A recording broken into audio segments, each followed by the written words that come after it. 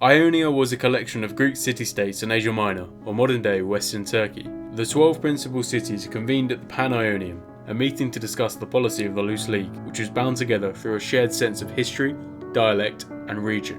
While the Ionian states were content under the rule of the Kingdom of Lydia, they did not bow to Cyrus the Great, the founder and conquering king of the Persian Empire. Soundly beaten through military means, the whole of Ionia was under some form of Persian rule in the 6th century BC. The Ionian Revolt starts a series of events leading to the Persian invasions of Greece, or at least what we call Greece today. The primary figure of the revolt was the Tyrant of Miletus, Aristagoras, a man who Herodotus describes as a poor-spirited creature. Ever the opportunist, he approached the Persian governor of Asia Minor, Artaphernes, and convinced him to support an invasion to Naxos, an Aegean island. 200 ships under the Persian command were given for the expedition. Aristagoras was a man who made enemies. Unfortunately for him, the commander of the Persian forces was one of them. The commander, enraged with Aristagoras, attempted to sabotage the mission by sending word of the invasion to Naxos. The attackers arrived to find a thoroughly well-prepared opponent. The siege lasted 4 months before Aristagoras ran out of cash to pay his troops. A foreign slave showed up with a bizarre request: to shave his head and read the message tattooed upon it. The message was from Aristagoras' father-in-law, inciting him to revolt against the Persian Empire. What did he have to lose? At once, he set sail for Sparta, the most powerful Greek state at the time. The king, Cleomenes, entertained his Ionian guest. Aristagoras, not afraid of underhand dealing, tried to bribe the Spartan king to support the revolt. The thought of a 3-month journey from Ionia to the capital of the empire, Susa, repulsed the king. No help would come from Sparta. Aristagoras made his way to Athens, promising the wealth of all Asia. The Athenian democracy was convinced. It sent 20 triremes at once to Ionia, along with 5 ships from Eritrea. The Greek task force made way for the capital of the Persian Asia Minor, Sardis.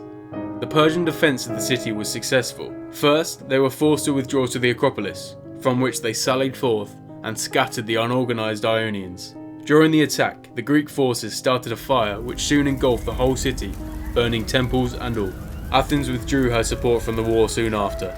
Little good did that do, after news soon reached Darius of the pesky Greeks. The Ionians would soon receive their punishment, but the Athenians? Darius swore to burn the cities to the ground as they burnt Sardis.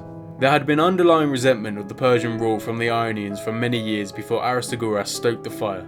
The Persians were issuing increasingly oppressive governors, known as satraps. Not only were they no longer drivers of their own destiny, but they were subject to a barbarian king who levied a heavy tribute in gold. The Ionians were forced to fight in the Persian army, the ultimate blow for the independently minded cities. In Cyprus, the resentment of Persian rule was also rife, so the native leaders organised a revolt. The Ionians, seeing the advantage of spreading the rebellion, sent a naval contingent in support. The Ionians met the Phoenicians at sea, a naval civilization under Persian control, and were very successful, inflicting heavy damage. The Cypriots on land were crushed and the island was brought into subjection after a year of freedom. The Ionian forces secured the city of Byzantium and other nearby towns. Now, diverting their attention south, they spurred on the Carian cities to revolt, to which many did. Meantime, the Persian army retook most of the cities in the Hellespont region. A large Carian force was assembled. They made the tactical decision to fight with their backs to the river Meander, hoping that this would force the men to stay and fight.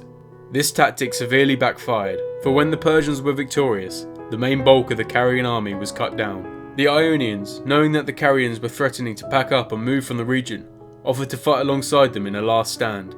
Little good did this do, as this army was swiftly defeated by the Persian war machine. There was hope, however. A Carian force ambushed a Persian army at night, killing a high-ranking commander, but the Persian forces were drawing near to the core Ionian cities. Aristagoras knew of his fate if he stayed in Miletus, so he fled to Thrace. A poor move, since he was killed whilst besieging a local town. An unfitting end for the man responsible for lighting the match that ignited the Ionian Revolt. The Ionian forces were pinned down at Miletus, facing annihilation. The Pan-Ionium was assembled, like in the days of Free Ionia, and the decision was made to assemble the remaining fleet off the island of Lade, while the Milesians would defend the city itself. Herodotus gives the numbers of the Ionian Alliance at 353 triremes, and 600 for the Persian Empire. The Persian High Command, masters of subterfuge, sent envoys to the Ionian leaders, asserting that if they simply went home, they would avoid all punishment. No Ionian fled, but most were certainly thinking about it. The elected leader of the fleet, Dionysius, imposed a rigorous training regime.